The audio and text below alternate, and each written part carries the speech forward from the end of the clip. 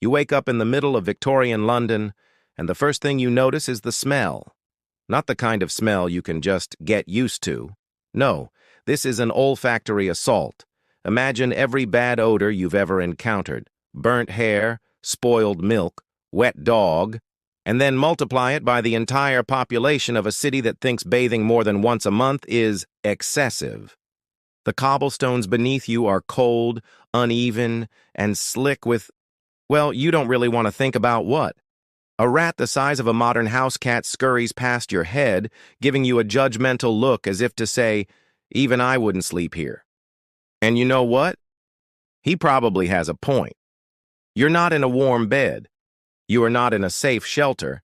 You are smack in the middle of a city that's both dazzling and disgusting, alive and rotting at the same time. It's the late 1800s. The British Empire is at its peak, the Industrial Revolution is in full swing, and London is the beating heart of it all. The rich are richer than ever, sipping tea in drawing rooms and gossiping about politics. The poor, well, you're the poor. You live at street level, where you can practically taste the soot in the air. Smoke pours from chimneys, clogging the sky with a permanent haze, and every breath feels like you've licked the inside of a fireplace.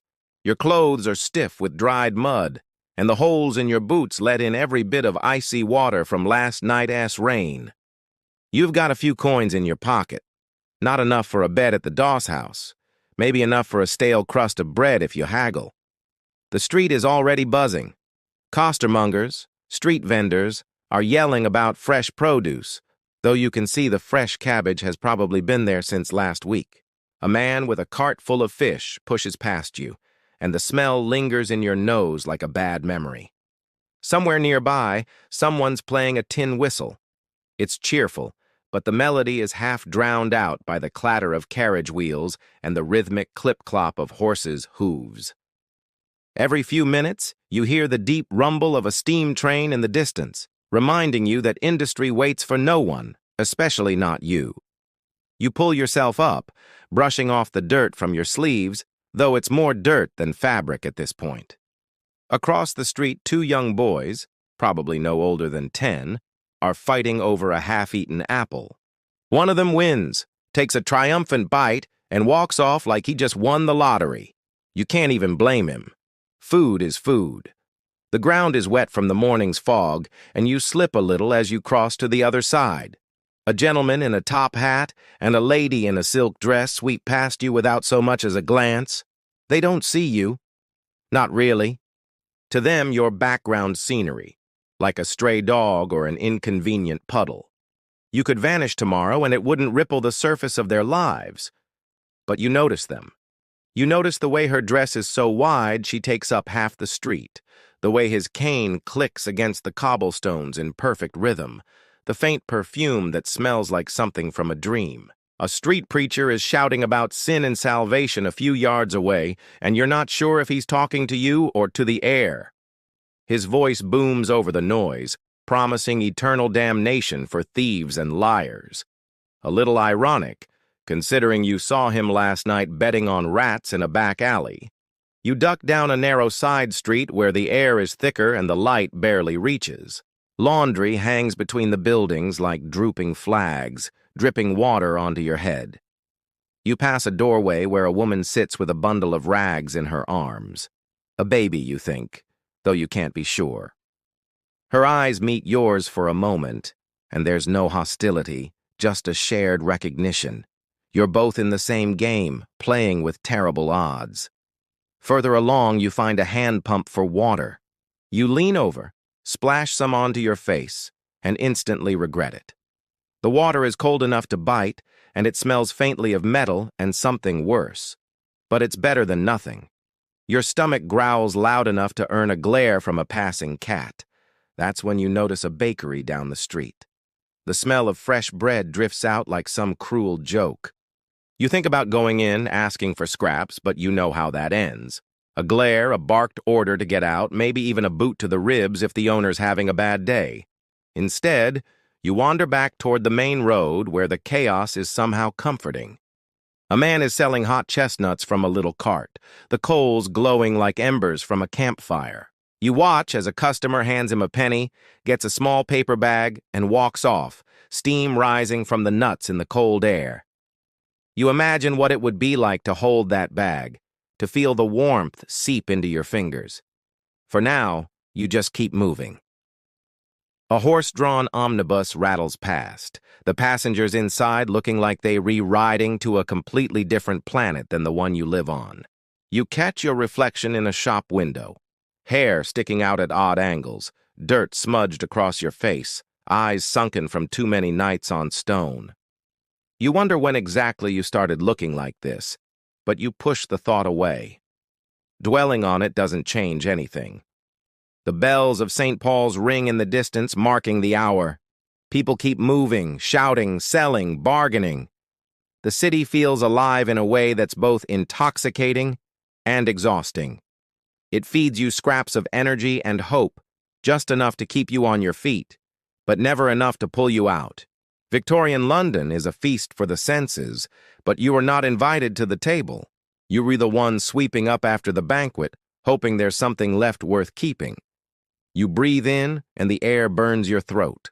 Somewhere down the street, you hear the crash of something breaking. Glass, maybe, followed by laughter. A group of chimney sweeps race past you, their faces black with soot, their bare feet slapping against the stones. They're younger than you, smaller too, but they move with the confidence of people who know exactly where they're going. You wish you had that kind of certainty, and so your day begins, not with a plan, but with a choice. Which part of the city do you drift toward today? Do you try the docks, where there might be work unloading cargo if the foreman is desperate? Or do you head toward Covent Garden, hoping the theater crowds will be generous with their spare coins? Wherever you go, you carry the same truth. In Victorian London, the line between survival and disaster is thinner than the soles of your boots. And just like that, the city swallows you again. So, here's the bad news. Waking up in Victorian London homeless isn't even the worst part of your day. The real misery starts when you realize you have to make money somehow, and in this city, the career opportunities for someone like you are, let's call them creatively disgusting. Forget follow your dreams. Here, it's more like follow the smell. Because someone might pay you a penny to deal with it? You can't exactly fire off a CV to some nice office job. Offices are for people with clean collars and unblistered hands. You're about to take whatever filthy gig will keep your stomach from eating itself. One of the first jobs you might land is crossing sweeper. Sounds fancy, right? Spoiler, it's not. Your job is to stand at a busy intersection with a broom and scrape mud, horse dung, and whatever that unidentifiable brown slop is off the cobblestones so that rich people can walk across without sullying their boots. You'll stand there all day, sweeping and bowing, hoping some gentleman flips you a coin for your troubles. But here's the kicker. You have to buy your own broom. And if you lose your spot, another sweeper will snatch it up faster than a street kid can snatch a meat pie. It's like playing the world's dirtiest game of Monopoly, except the board is covered in manure. If sweeping isn't your thing, maybe you become a pure finder. Oh, you're going to love this one. Pure, in Victorian slang, means animal dung, mostly dog. Why? Because tanneries use it to treat leather. So your glamorous new career involves roaming the streets with a bucket, scooping up dog droppings, and selling them by the pound. That's right, by the pound. You'll quickly learn that every pile you find is like striking a tiny, foul-smelling gold nugget. And since competition is fierce, you'll be battling other pure finders over the same resources. Ever wrestled someone over a pile of poop? In Victorian London, that's just Tuesday. Then there's bone picking. You wander through rubbish heaps and gutters, looking for bones discarded by butchers or households. You sell them to glue makers or soap boilers. The good news? It doesn't smell as bad as pure finding. The bad news? You're still knee-deep in rotting refuse, and you occasionally find, well, let's just say not all the bones belong to animals. You don't ask questions, and you definitely don't stick around long enough to hear answers. Feeling adventurous? You could become a tosher. This one is not for the faint of heart. You put on your oldest, thickest rags, grab a lantern, and climb down into the sewers to search for coins, scrap metal, or anything else valuable that's been washed down there. Imagine wading through waist-deep sludge in total darkness, with the constant risk of poisonous gas, flash floods, or meeting the kind of rat that could easily take you in a fight. Some toshers swear they've found gold rings down there. Most just find dead cats. And if you think you all just get used to the smell, you want to. If the sewers aren't your style, there's always mudlarking. At low tide, you head to the banks of the Thames and pick through the muck for anything you can sell. Bits of rope, coal, nails, the occasional lucky coin.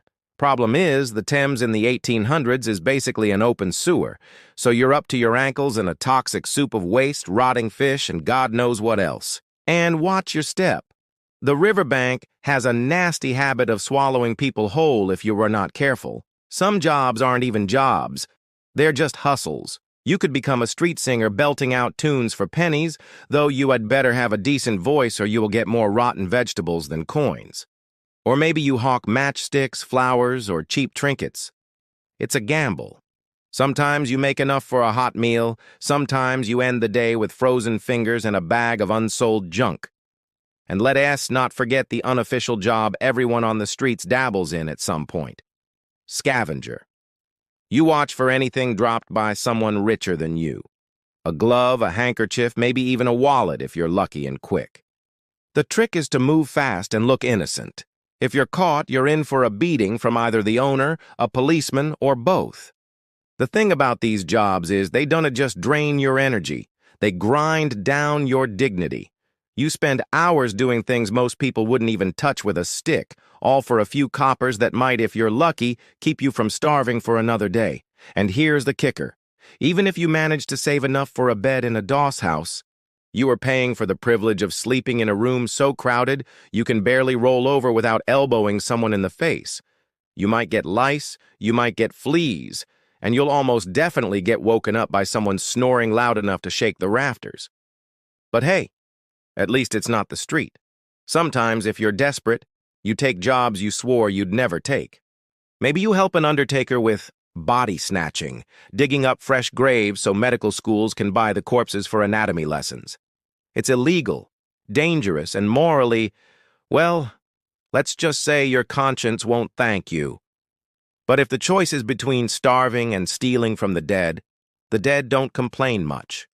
And all of this? It's a constant race against time and other desperate souls. You have to be quick, strong enough to carry whatever you find, and smart enough to keep other people from stealing it off you. You're always watching for the competition, because in the streets of Victorian London, there's no union, no safety net, and no days off. There's just survival, one dirty job at a time. Still, sometimes you get lucky.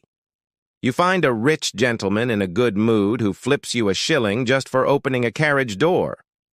Or you stumble across a perfectly good loaf of bread someone's dropped. These moments keep you going. Tiny flashes of fortune that make the endless grind feel almost worth it. Almost. By the time the sun starts dipping toward the horizon, your back aches, your hands are raw, and your clothes are somehow even dirtier than they were this morning.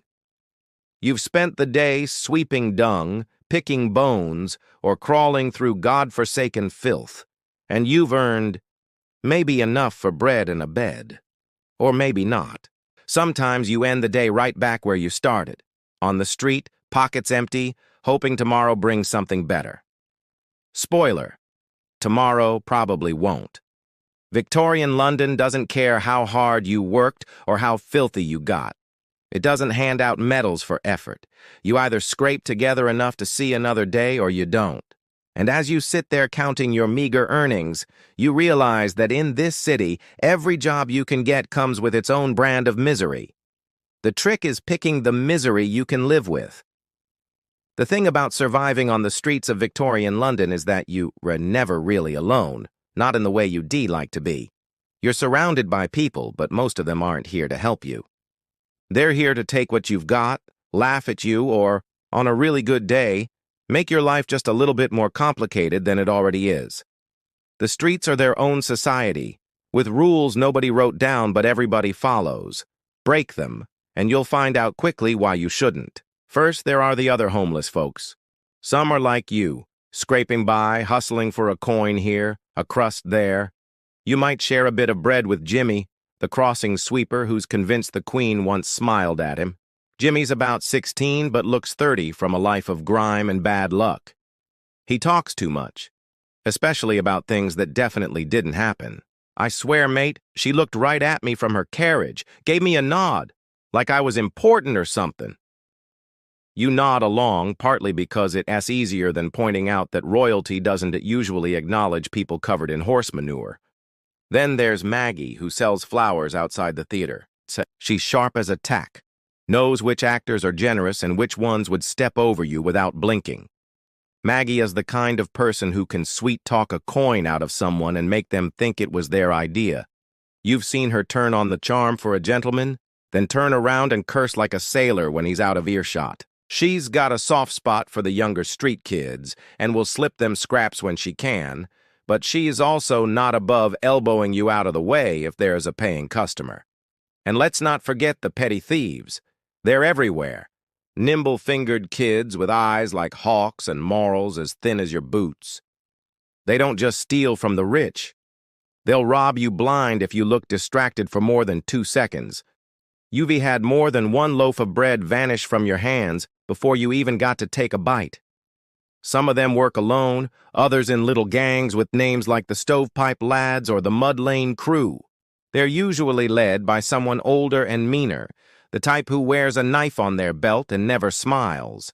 The real trouble, though, comes from the gangs that run whole sections of the city. They don't just mug you. They charge you for the privilege of existing on their turf. If you want to sweep a crossing or sell trinkets in their patch, you pay them, or you find yourself on the receiving end of a very persuasive beating. You've seen it happen. One poor tosher refused to hand over a cut of his sewer fines, and the next day, he was found floating in the Thames. People called it an accident. You call it a warning. And then there are the coppers, the police. They're not exactly the friendly neighborhood type. To them, you're just part of the mess they'd rather sweep away. Some are lazy, some are cruel, and a rare few might look the other way if you keep your head down. Most, though, will shove you along, threaten to haul you in for loitering, or accuse you of theft just because you look like the type who might do it. Which, to be fair, you sometimes are. But that's beside the point. The shopkeepers are another breed entirely. Some will toss you a scrap of bread if they're feeling generous. Others act like you're tracking disease into their shops just by standing near the door. You learn to read the signs quickly, the tight-lipped glare, the folded arms, and move on before they decide to accidentally knock you into the gutter. The drunks can be unpredictable. In the evening, the taverns spit out men with too much ale in their bellies and too little sense in their heads. Some will give you a coin just to feel like they've done something noble. Others will shove you into the mud for the entertainment of their mates. You've learned to tell the difference by the way they walk. The generous ones wobble, the dangerous ones stagger. And then there are the ones you never really get used to. The rich ladies and gentlemen who glide through the streets like they own the air you were breathing. They look at you like you're something stuck to the bottom of their boot. If they acknowledge you at all, it's with a curt nod or a coin tossed so carelessly it lands in the gutter. But every now and then, you get one who surprises you. Someone who stops, speaks to you like you're human, maybe even asks your name. You're not sure if it's kindness or curiosity, but it's enough to throw you off balance. On the other end of the scale are the street performers, who, in your opinion, have the best gig going. They play fiddles, juggle knives, or do ridiculous impressions of politicians.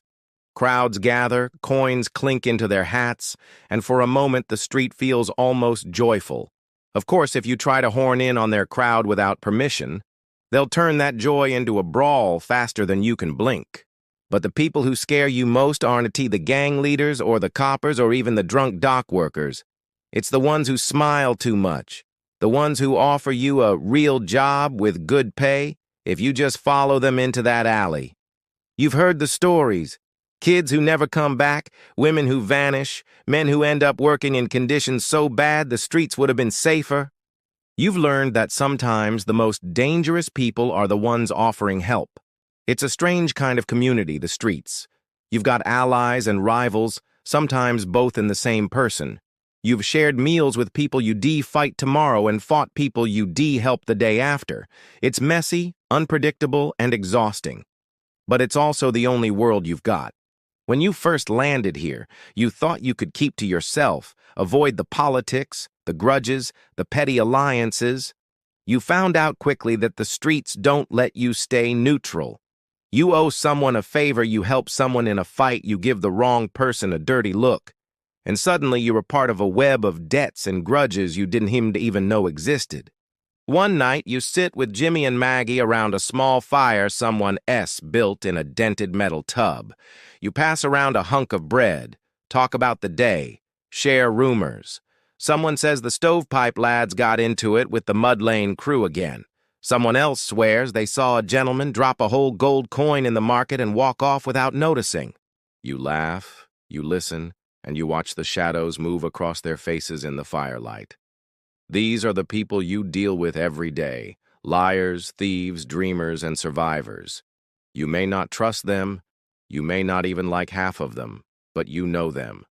And in a city as cold and cruel as this one, knowing someone, anyone, can make the difference between making it through the night or disappearing into the fog for good. When the sun starts to drop behind the jagged rooftops of London, the city changes. The busy chaos of the day fades into something darker, slower, and far more dangerous. The last orange light glints off the wet cobblestones, and the shadows stretch long and thin, swallowing alleys whole. You know from experience that this is when you need to start thinking about where you all plant yourself for the night, because the streets after dark are an entirely different beast, and it is a beast that likes to bite. The temperature falls fast. Whatever warmth you borrowed from the day disappears the second the sun dips, and the cold comes in sharp, sliding under your clothes and gnawing at your bones. You pull your coat tighter, not that it helps much, and keep walking. Your eyes flick from doorway to doorway, checking for a spot that's dry enough to lie down and hidden enough to keep you out of sight. A doorway is decent shelter if you're lucky, but it can also become a trap if the wrong person finds you there. The gas lamps along the main streets cast a sickly yellow glow, their flickering light making the shadows seem to move. You avoid the lamplit spots when you can. The light might feel safer, but it also makes you visible, a target for anyone who wants what little you have. And there are plenty who do. Some will just rob you. Others will beat you for the fun of it. The gangs patrol at night too, but they're not looking for dues now. They're looking for trouble. And sometimes they don't care if they picking on a rival or just someone unlucky enough to cross their path. In the alleys, you can hear the sounds of London's nighttime soundtrack. A cart rattles in the distance, its driver urging the horse faster to get home before the streets turn mean. A baby cries somewhere above you in one of the crowded tenement rooms. Boots scrape against stone. Somewhere close, a bottle shatters, followed by a man's angry shout and the slamming of a door. And then, there are the footsteps you can't place. Too slow to be someone heading home, too steady to be drunk. You've learned to pay attention to those. You flatten yourself into a shadow, holding your breath. A figure passes, tall, coat collar turned up, hands buried deep in pockets. You don't catch their face, and that's fine by you. The less you notice about strangers at night, the better. Rats come out in force after dark. They dart across your path, their claws clicking on the stones. Some are bold enough to stop and watch you, their beady eyes catching the faint light. They're bigger than they should be, well fed from the endless garbage the city spits out. You've heard stories of them gnawing on people's fingers while they sleep, but you're not sure if that's true. Still, you keep your hands tucked under your coat, just in case. You pass by the entrance to a doss house. The smell alone is enough to make you hesitate. Sweat, damp wool, and the sour stink of too many bodies crammed together. You've slept in places like that before, lying shoulder to shoulder with strangers, your belongings clutched to your chest so they don't walk away in the night. The beds are just boards with thin blankets, and the air feels so thick with heat and breath that you wake up gasping. But the real problem isn't the discomfort, it's the cost. If you didn't make enough today, you can't afford even that luxury. Tonight, the street will have to do. In some corners of the city, the dangers are less about knives and more about the river. The Thames at night is a black, restless thing, its oily surface swallowing the moonlight. You can hear the slow lap of water against the wharf, the creak of mooring ropes, the faint clank of chains. Down here, it's easy to vanish, fall in, get pushed in, or simply disappear into the cargo holds of ships heading God knows where. You keep your distance from the edge. The cold sharpens, biting at your ears and numbing your toes. Somewhere a church bell tolls, marking the hour. You decide on a doorway in a quieter street, half hidden by the overhang of a shuttered shop. You settle in, knees to your chest, coat wrapped tight. The stones leach the warmth from your body, and your muscles start to ache almost immediately. But you've learned to ignore it. Sleep, when it comes, is never deep. Every noise jolts you awake, a distant shout, the scrape of something being dragged, the soft scuff of shoes too close to your hiding spot. You grip the broken bottle you keep tucked under your coat. It's not much, but it's something. More than once, it's been enough to make someone think twice. In the dead hours, the city feels different. There's a stillness, but it's not peaceful. It is like the air itself is waiting for something bad to happen. You hear muffled laughter from a group of men somewhere down the street. It's not the happy kind. The sound gets louder, closer, and you press yourself tighter into the shadows. They pass without noticing you, their boots loud on the stones, their voices trailing off into the dark. By the time the first pale light starts to creep into the sky, you've probably slept a total of 20, maybe 30 minutes. Your joints are stiff, your head heavy, your throat dry.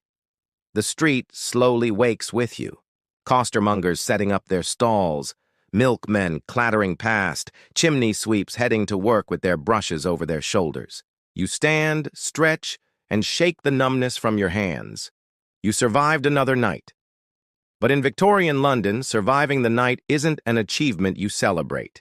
It's just the bare minimum required to do it all again tomorrow. You might think that after everything, the cold, the hunger, the filth, the constant fear of someone taking what little you have, the worst part of being homeless in Victorian London would be the physical misery. But you'd be wrong. The worst part is how invisible you become. You could be lying half dead in the gutter and people would step over you without breaking stride. They don't see you. Or maybe they do and pretend they don't, because acknowledging you means admitting the system they were so proud of leaves people like you to rot. Every day you exist in the cracks, in the spaces between the rich and the respectable. You see the parts of the city they'll never look at, the alleys behind the theaters, the damp cellars where the air smells like mildew and despair, the hidden corners under bridges where the wind cuts like glass. You live in a London that's the opposite of the one on postcards, a place built out of shadows and scraps, and you realize pretty quickly that nobody's coming to save you. That doesn't mean you stop living. It just means you adapt. You start to measure time differently, not by calendars or clocks, but by the rhythm of survival. Morning isn't sunrise, it's find food. Afternoon is find work. Evening is find shelter. Night is try not to die. The days blur into one another until they stop feeling like separate events and start feeling like one long, exhausting fight. But there are moments, rare ones, that break through. A stranger dropping a coin into your hand and actually looking you in the eye. A scrap of hot bread shared around a fire in a tin barrel. The sound of Maggie laughing so hard she can breathe because Jimmy just tripped over his own broom. These moments are small, but they're real, and they're yours. You start to see the other people on the streets not just as competition for work or food, but as a strange kind of family. You fight, you lie, you steal, you argue, but you also share. You warn each other about trouble, you help patch up cuts and bruises when someone takes a bad beating. You learn who you can trust for a mouthful of stew if you read desperate and who will sell you out to the gangs without blinking. You learn who will fight beside you and who will disappear into the night the second things get rough. The city teaches you hard lessons whether you want them or not. You learn that charity often comes with strings attached, and that help can be just another way for someone to use you. You learn that the law is less about protecting people like you and more about protecting people from you. You learn that hunger can make you do things you swore you'd never do, and that once you cross that line, it's easier to cross it again. And you learn resilience. Not the pretty, inspirational kind that gets written about in books, but the kind that comes from sheer stubbornness, from the refusal to give in even when everything around you says you should. You learn to endure, to keep going, to find a way. You might not think of it as bravery, you might just think of it as staying alive, but in a city like this, the difference doesn't matter much. Some nights, lying in whatever shelter you've scraped together, you imagine what it would be like to be on the other side of it all. To walk into a shop and buy something without counting every coin twice.